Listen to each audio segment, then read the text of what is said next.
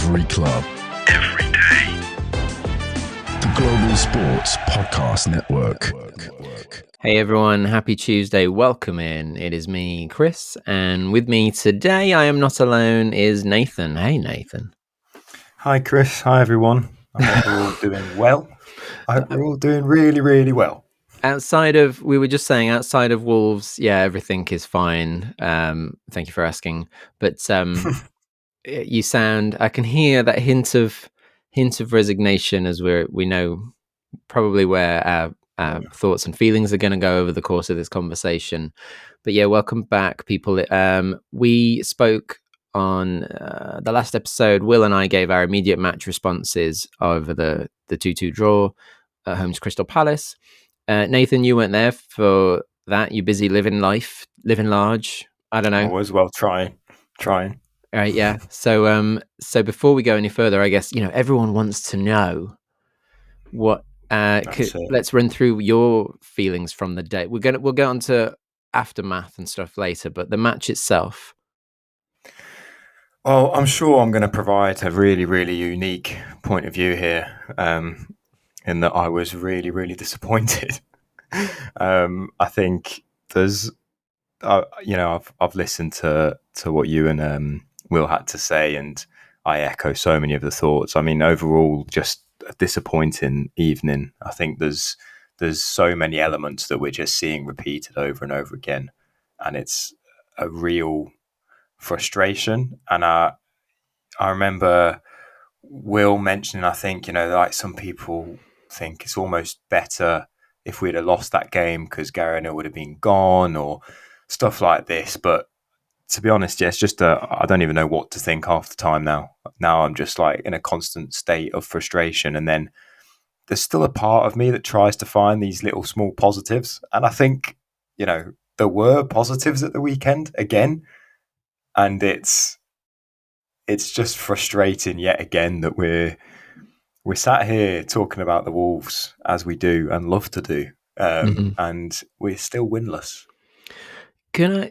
Before you go any further, it hit me because someone posted as we've all been doing, I've been scrolling social media and Twitter and everything, looking for just more input, more like seeing everyone's comments and all that kind of stuff. And we're talking about the match itself, don't worry. But someone put a post up saying, because there was an image of one of the goals. Obviously, social media for Wolves are posting the goals because it's one of the few things, like our goals, that is good they can safely talk about, I guess. Yeah. And someone put, when we score a goal, it's a beautiful goal. And I thought it pretty much is. Like nearly every goal we've scored this season, they haven't been like random flukes. They've all been beautiful build-up play with some like brilliant one-touch passing and smooth finishing. And that's the most frustrating thing, is we've looked so good at times going forward, and yet it's just those set piece situations that are completely destroying us. It's just insane. It's like none of it really adds up. It doesn't make sense that we have scored 14 goals this season. That to me doesn't make sense when you look at other teams that are so far ahead of us in the table. But then what does make sense in our position is the fact that we've conceded 27. Well, yeah. And I think what drives me insane, most about what I mentioned with the beautiful goals is that the goals scored against us, we're not getting ripped apart by beautiful goals like that. Like nearly every goal scored against us has been a mistake, but leading to just some kind of fluky incident or mostly tragic set piece defending. So it's we're outside of set piece and box situations, like we are pretty solid because we're not getting ripped apart by beautiful play like we are doing to other people to make those goals that you've just mentioned, those 14 goals. That's what's most bewildering. Yeah, it's so frustrating because if you concede goals every week, like I'm thinking about the Gvardiol one, City at home. I'm thinking about Harvey Barnes, again, Newcastle at home.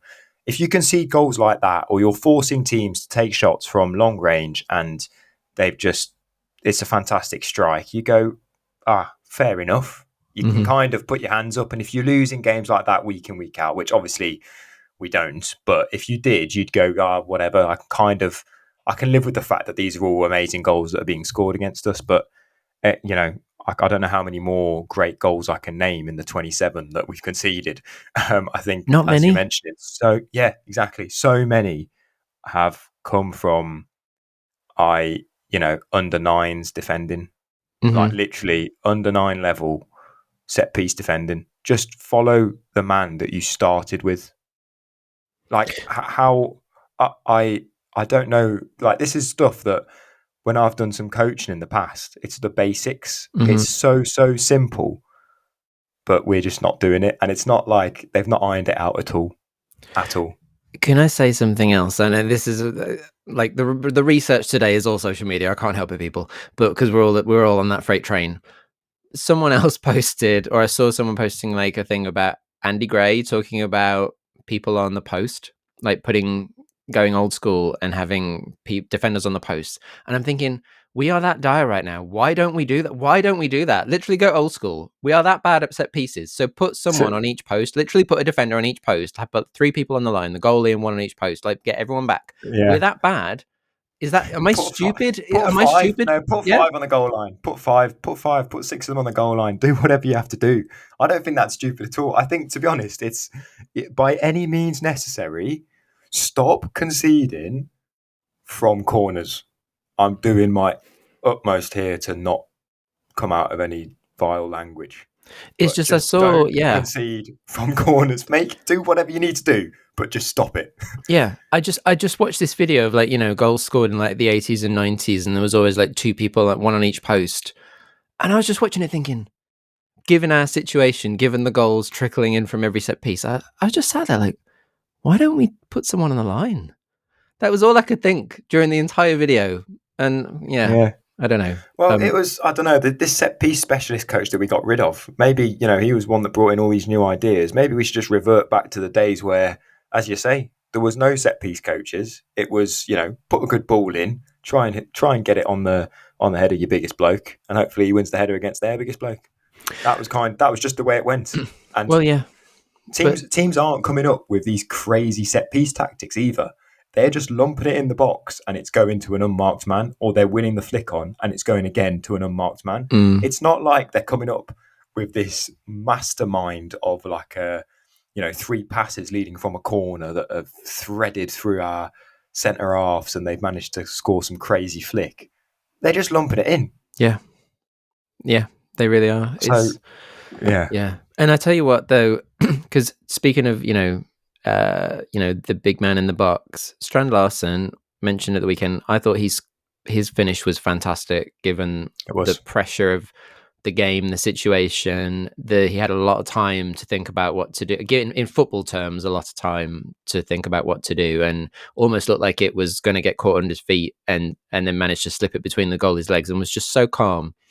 And he seems to get it. Like he not only am I so impressed with his finishing, because he's given the situation, he's been scoring like some lovely goals, and he's always in contention, like always getting ahead of his man.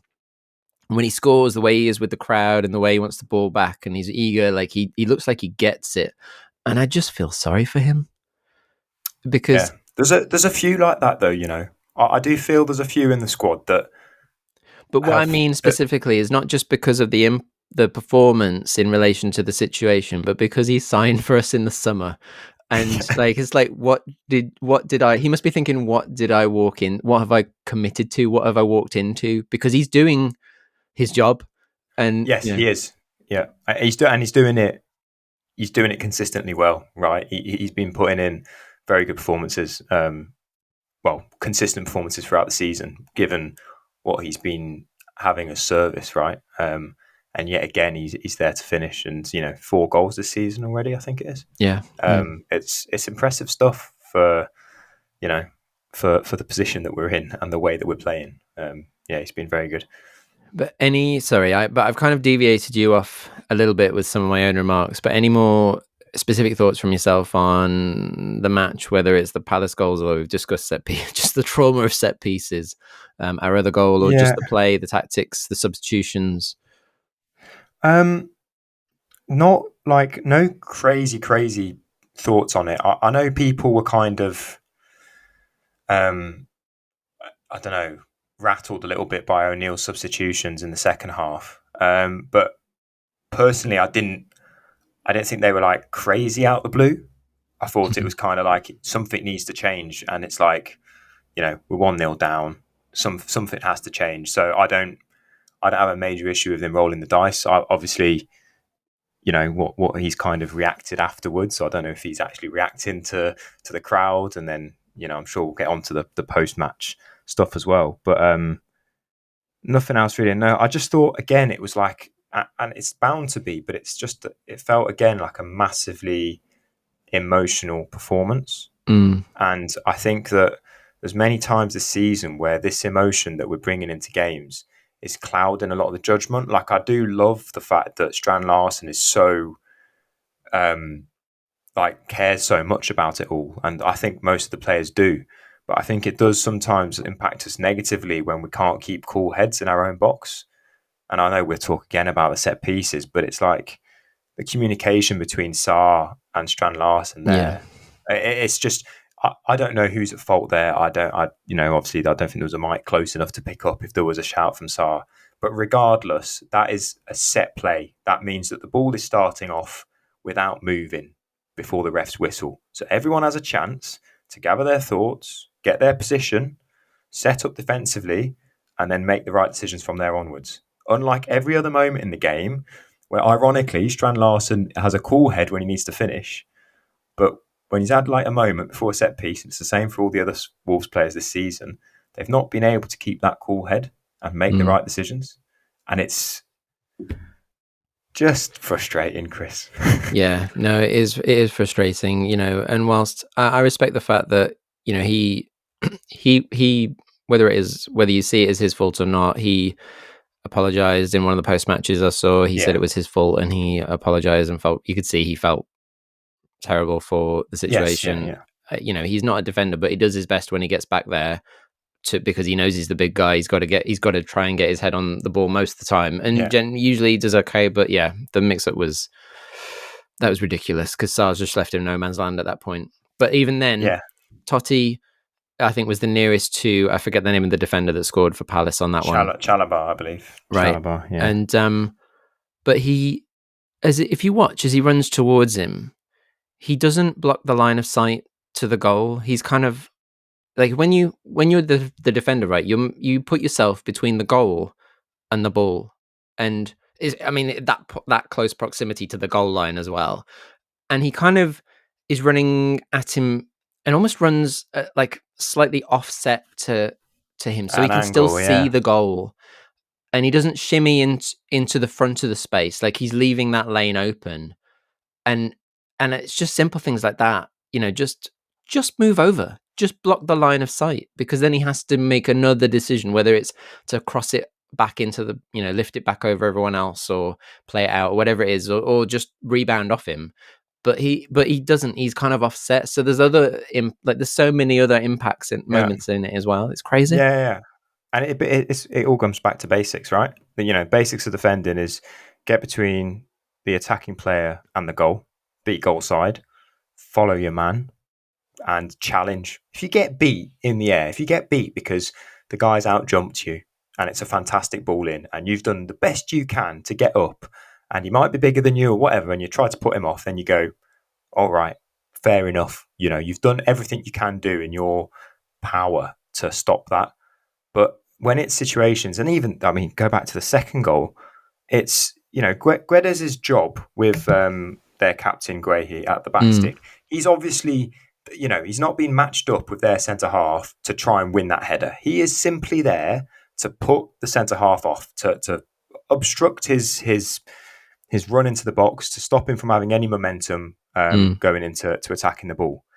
So that one job, you don't need to jump. You don't need to, most of the players, 99% of them, don't even focus on the ball at all. They just focus on that attacking player and just try and shadow them before they go to attack the ball. And even that, he's caught ball watching. But his job in that scenario is not to win the header anyway. Obviously, if it comes his way, he'll try and win it. But he's a small winger who's up against a 6 foot whatever centre half. His job is to put him off. And to put him off, you've got to follow him. And he just doesn't. And it's like, well, you can have all the best tactics in the world. If the players don't do their job on that point, it's criminal, really, Yeah, Yeah, it is. It is crazy, and I know we've got so much more in a moment to discuss some of the aftermath of it, which we did touch on Saturday. But before we go onto that, I will just take a moment to remind everyone a very important point, which is that here at Global Sports Podcast Network, we spent a lot of time selecting our delivery platform. Zencastr came out the clear winner. With 4K video recording from your phone and AI editing that automatically removes all those ums and ahs, it's super easy to start a podcast that sounds great and is delivered efficiently. If you're ready to tell your story, check out the link in the show description to learn more about Zencastr. All right, Nathan. So, given that, like you said, Will and I covered a lot of the points, but on Saturday, but you have followed up with some. And I don't know how depressed we sound on Saturday, but I really felt it. And I think because as well, we did so well to come back from, as again, like 1-0 down, back to 2-1, and the hope. It's the hope, the hope that kills you, right? It's the hope that is the most destructive element, and that's why it feels even more. I was just thinking, just as you said that, I was just thinking, if we went 2-0 down to Palace and then brought it back to 2-2, I'd wonder how different we'd feel. Quite different. I don't. So it's interesting, isn't it? How just because we had those 3 points, we could almost see them for one of the first times this season. I think we'd still be bitterly disappointed that we haven't. I mean, because it'd still be 10 without a win, and just that's. Still think there's a lot that would be unwinding, but I think it would be a bit more like the Brighton result, but it would feel a bit more rewarding than this. Anyway, we both so all right, let me figure out how I'm going to phrase this. So on Saturday, right, when it was after the event, there's post-match interviews. And I think it was Will mentioned to me something that had been mentioned by Gary Neal, one of the post-match comments. And since then, it's gone on fire on social media about the number of the fact that he was dealing with players that hadn't got much Premier League experience, and that they were just kind of learning on the job and this kind of thing. And it was kind of blew my mind, to be honest. And obviously, it was new information. We didn't really have accredited sources, if you like. And I was like, we were very frustrated by it, but I was also a little bit uncertain because I hadn't seen the interview. I didn't know where we were going with this. Since then, I've seen the interview. I know Nathan has, because it's like one of the first things he mentioned to me. And so I've got some points on it that of my own since then, having seen it. But Nathan, I'm going to let you loose to go with this and see. I don't know if you're going to quote it or anything first before you go into it, or how you want to approach this. Right. I'm going to do my best here, guys, just to keep my head nice and cool. I like to think I'm a calm and collected individual with this sort of thing. But when you got people that are just blatantly lying about something that you care about, it's quite difficult to keep that cool. And Gary O'Neill is just in this post-match conference.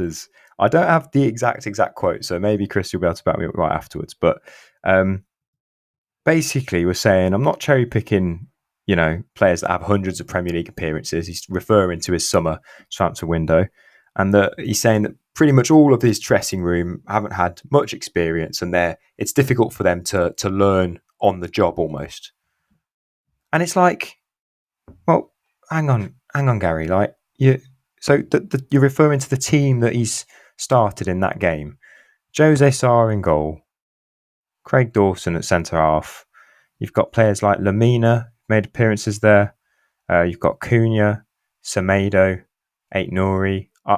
We can go on, but essentially you've got a squad of players that were all there, apart from a couple that obviously left in the summer, that were there last season, that have played full Premier League seasons, and it's just an insane thing to say. Like it's so. As a manager whose job is to know and develop your players, you know how many appearances your players have made, and you analyse opposition teams week in, week out. You know how many Premier League games they've played, and based off of the little bit of scrolling and Twitter sources that I've had over the past few days, there's so many other teams that have had less overall Premier League appearances in their squads than Wolves have. It's just a crazy comment, and I don't know what his goal is with mentioning that, and that's what I'm just, I don't know what the point is. I don't know if he's trying to sort of back himself up by saying that he's got a squad full of youngsters, which he doesn't, but is he trying to say that and sort of get out of jail card? But I just don't understand it. Yeah, so the most befuddling thing is, so I haven't found the full transcript. I've got a segment of the quote, definitely, but I remember that he's asked basically about, the current situation, and it must be difficult given the run of results and the position in the league, that kind of thing.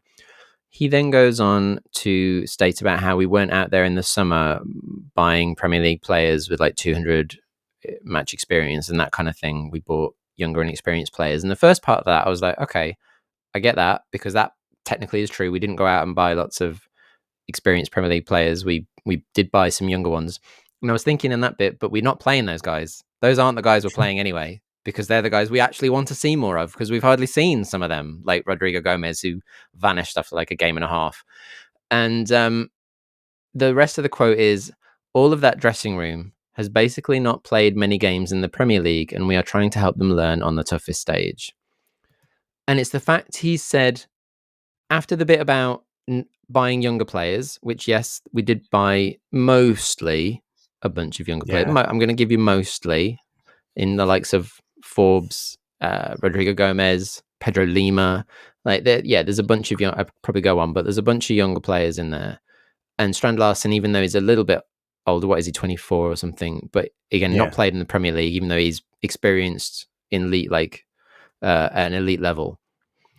But the fact that he's then gone on to say all of that dressing room, that's the quizzical bit, because that is so not true, like Nathan says.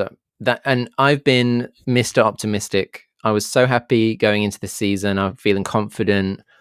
And, I've been probably the most positive, I would say, in terms of giving him a longer leash, Gary Neal, in terms of everything that's gone on. But that statement, like so many out there, that one has blown my mind, because it, like you just said, it's not true.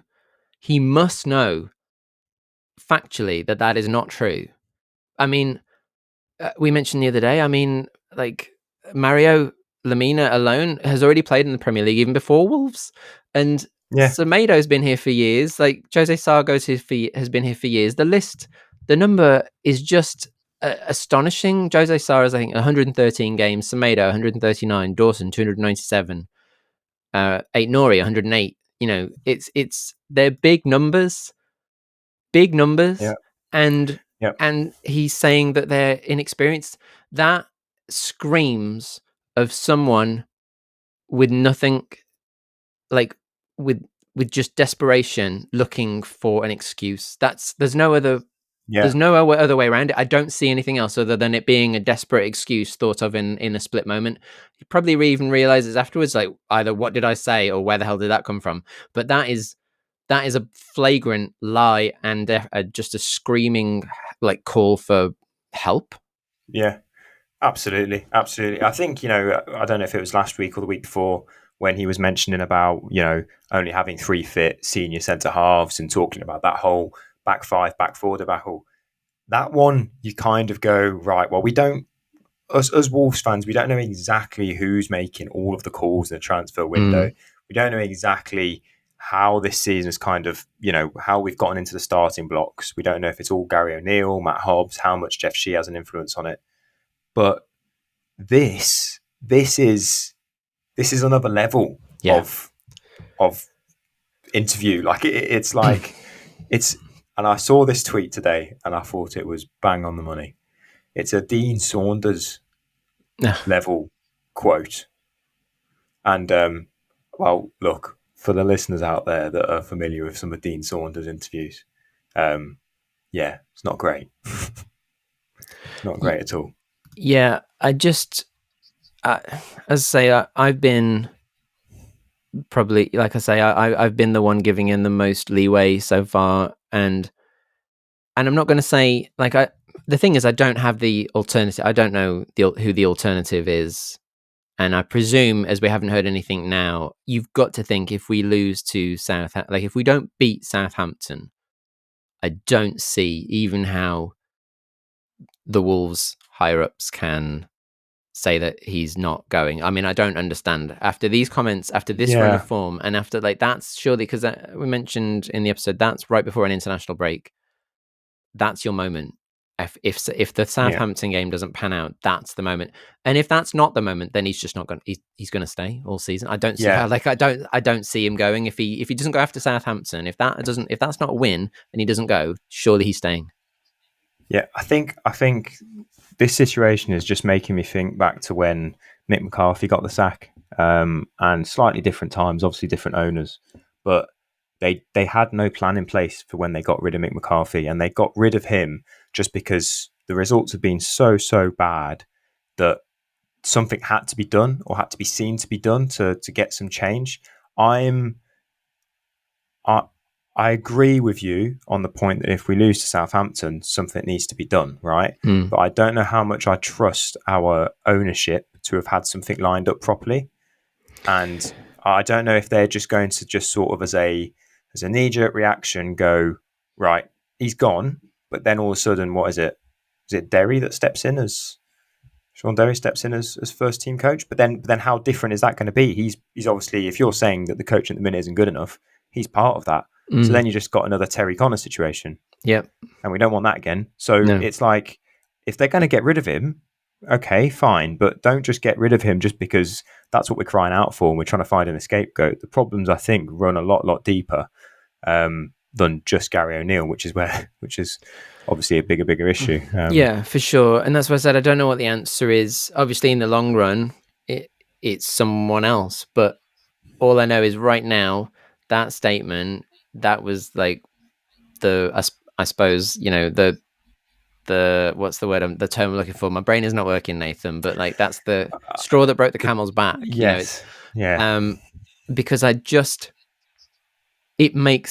makes no sense. It just makes no sense, and it's a flat out lie, and it's just an excuse. He's literally just. It was bad enough before, but now there is no excuse for that excuse. That's all I can say on that. And so, where else do we go? Where else do we go from here? Yeah, and I mean, it's going to be the very, very small positives, just to put a tiny twist on it. Oh, the very, very small one is that we're now unbeaten in 2 games. I did know. Yeah. which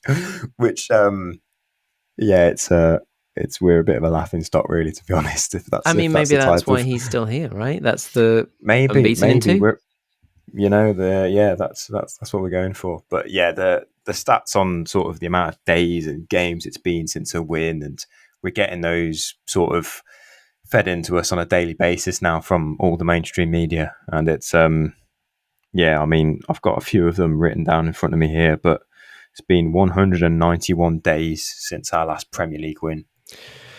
Yeah, which was home to Luton.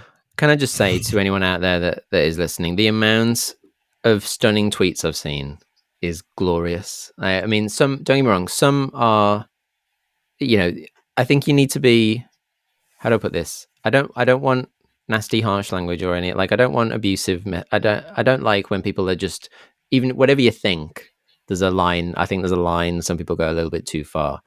But things, for example, I saw someone put something like, I had a daughter in May. Wolves haven't won in her lifetime. That things like that. That's pure gold. Yeah. I'm sorry, I didn't catch the name. I should have saved it. If that was you, please let us know. But there's some stellar messages going on out there. There are, and sometimes it brings the best out of us, doesn't it? These bad moments, and I think as Wolves fans, we haven't been used to bad moments for a long while, but as of recently, it's sort of brought back some of our more, I don't know, creative thinking when it comes to how to make each other laugh a little bit. Yeah. I mean, in terms of where we go from here, that, as I say, we're going in circles a little bit, but it is frustrating when we see the capability within the squad with some of the beautiful goals that we have scored, and then the abysmal minor errors, like foundational basic errors at the back, and the fact that it continues through 10 games, and it just boggles the mind. And maybe whether there's a plan or not, you would really hope after previous incidents in history that there is a plan, like a short list of potential replacements. Any decent, and I use that potentially with quotation marks, Premiership club, and not even Premiership, football club, should have in mind a potential outline of what the plan is if something goes wrong in terms of management, and who the potential shortlist is made up of, and all that kind of stuff. And that should be constantly in flux and changing as well, not just for something from 5 years ago that is no longer valid. So there's got to be, there should be a plan. I'm using that like so sensitively. Yeah, and I think you're wise to do so, because at the minute there doesn't seem to be many plan Bs on the pitch, let alone behind the scenes. So yeah. No. Yeah, so I don't know. I don't know what the rest of the week is going to hold in terms of any news from the club. In terms of, well, I know what the news is going to be. It's going to be no news. I also feel sorry. Can we just put a word out to say I feel sorry also for the Wolves social media team, because obviously they're also a bit like Strand Larsen in a really hard position. I think they have a certain job to do. They are very limited on, obviously, at the moment what they can. There's certain things they just have to ignore or gloss over because they can't talk about it. And the comments under every video at the moment are basically, they'll post a beautiful goal or something really positive, and all of the comments are just only allow, or like, doesn't matter because we're not. They'll post a beautiful goal, it's like it's meaningless because we're not winning. All this kind of like, that's literally all it is under every single one. Yeah.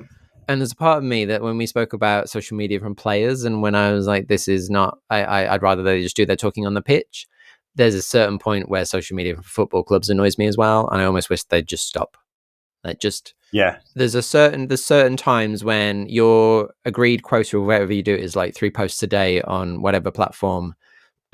Just stop, because you're fueling the fire. Yeah, you're just igniting us. You are literally gaslighting us, and you're making it worse.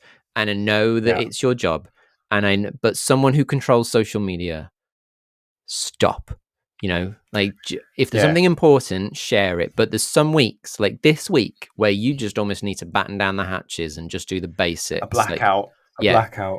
Here's your ticket info for the relevant game. Here is your update on an injury or whatever it is. Outside of that, stop for your own safety. And from the minute that they do that last post after the game, right, where it goes, the points are shared at Molineux, full stop. From that moment until the team sheet for the next weekend, just give us a break. Yeah. And I sincerely mean it, because I think it, and I mean it in the nicest way, because I do think it makes things worse amongst the community, because it just fans the fire. So I could go on that for a long, long time, and I don't know where that quite came from, but I think sometimes it needs to just stop. Yeah, I tend to agree. Okay. All right. Well, I'm glad you agree with me. Thanks. I like it when people agree. It's always nice. Any other notes before we sign off for the evening, Nathan?